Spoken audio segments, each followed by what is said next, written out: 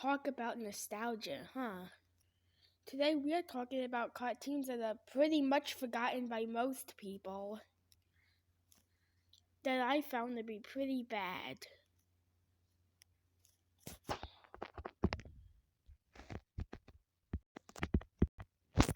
So let's check out the top 5 worst forgotten cartoons.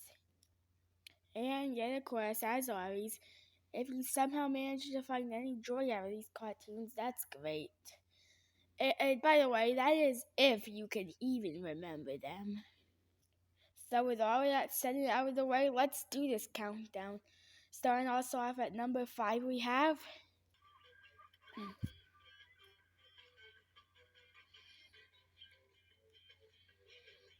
Rugrats Preschool Days. So let's scratch up the worst thing ever made for Rugrats.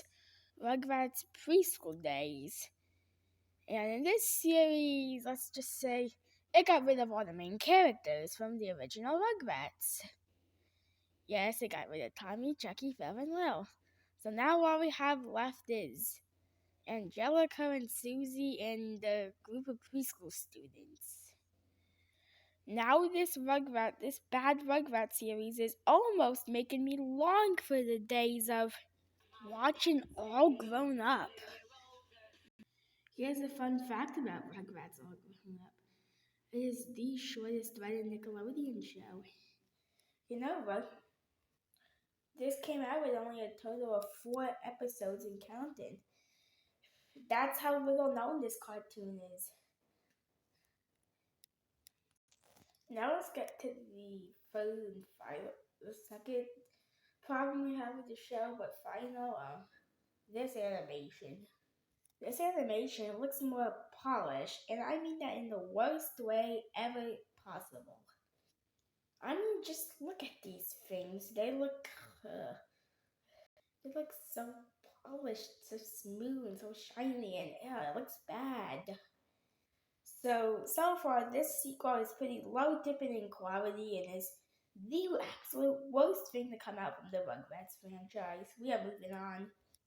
Coming in at number 4, we have Brace Face. Okay, it focuses on the life of a teenager. Means I automatically dislike it.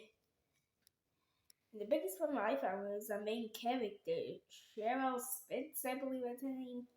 I did not find her a likable character at all, really. She did not interest me in her life. Oh, and that intro. I'm never gonna forget how horrible that intro was. The lines were stupid. Nothing flowed together perfectly. It's pretty bad.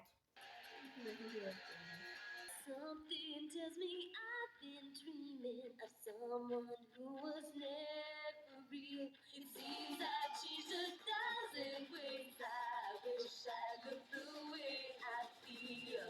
Break me, my life is complicated. Boyfriend, don't wanna talk about it. Teenage, I'll work it out in the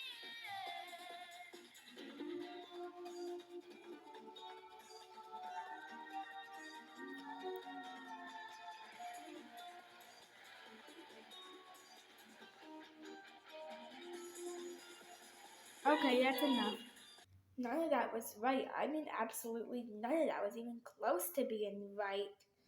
This intro just almost successfully makes me long for the days of listening to the Wacky World of Tex Avery's theme song.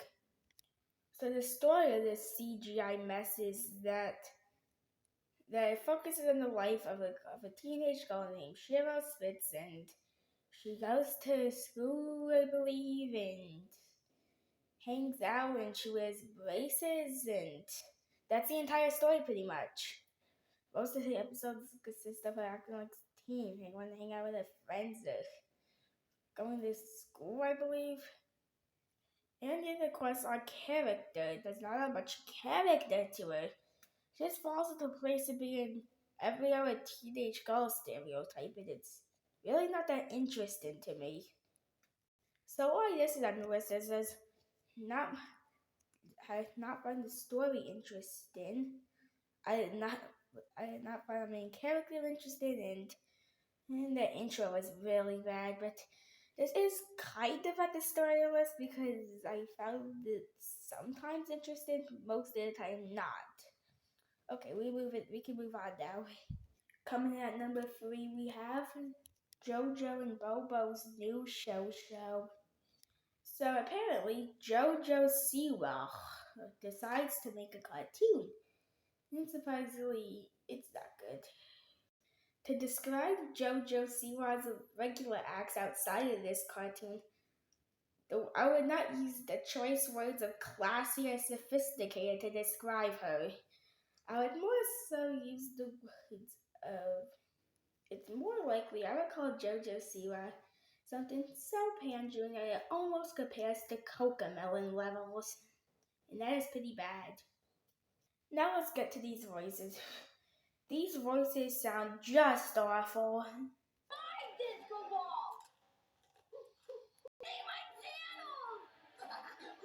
And our main character JoJo, aka Flash animated JoJo Siwa, seems to always be happy all the time in this series. Like the worst things. It's weird. And that's what makes it seem like she's talking down to them. Oh yeah, and another thing. This never made it onto real TV. This only aired on Nickelodeon YouTube channel. That's how bad a quality we got. Did JoJo Siwa purposely try herself to make this cartoon really bad, or did it just happen to come out bad enough for Nickelodeon when it wasn't on TV?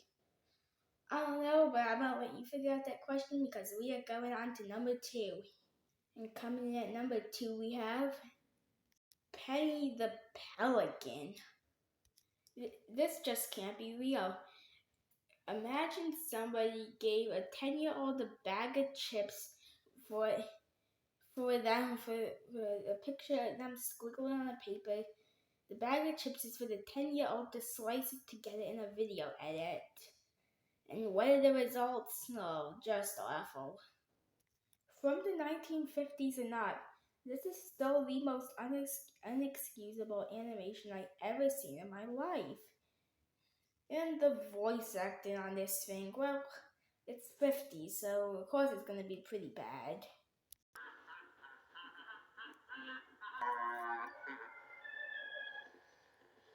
I hope I get a good night's sleep tonight. Yeah, I'm too worried about all that money. I'm starting to wish the 10-year-old put it in a stop motion video edit instead of this. I'm sure it'd come out way better. This animation is easily the laziest animation I ever seen in my entire life. And I watched Pickle and Peanut. But Pickle and Peanut now looks like a special first class animation. That's how low we sunk. It's still more lazy to look at Pickle and Peanut. It's not quite as lazy to look at Pickle and Peanut, and there's more stock images to look at. More stock images lingering around with Pickle and Peanut. But at least they were sort of trying. Oh, and the audio here. I'm not kidding about this audio. It just sounds like a bunch of people are stuttering.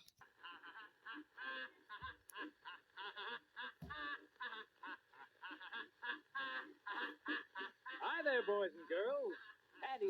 This is so far below any Nickelodeon.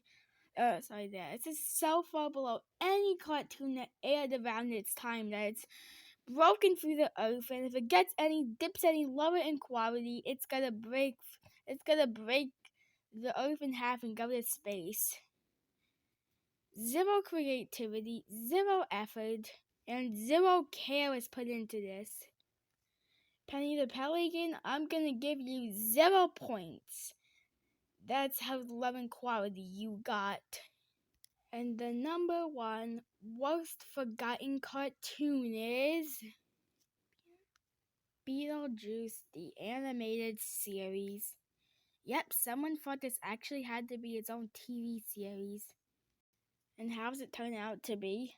Well, turns out to be pretty bad. It was not good. And you know what cartoons need more of? Demonic spirits that appear in movies if you say its name 3 times. Yeah, it sounds like a good premise for animation. It's just all the obnoxiousness of Beetlejuice from the movie. Ugh. And yet, of course, it could just be me on this choice because I really did not find much joy out of the original Beetlejuice movie. Well, I'm sure a lot of people did, but there's no hope for me enjoying this series, which I did not. And this may be the worst one of the worst animation I've seen in my life. It just looks bad animation. It just such a dip in quality of this animation from everything else. Well, except for JoJo and Bubba's new show, of course. Except for Penny the Pelican, but still pretty close. Ugh. I just didn't like this one. Sometimes the cartoon being forgotten can actually wind up being pretty good. Sometimes you even wish a cartoon isn't forgotten, and you wish it could stay. Heck, sometimes they even get a new revival series years later once they're forgotten. Bye. This is another video made by Seth Cornell, and I hope you enjoyed it.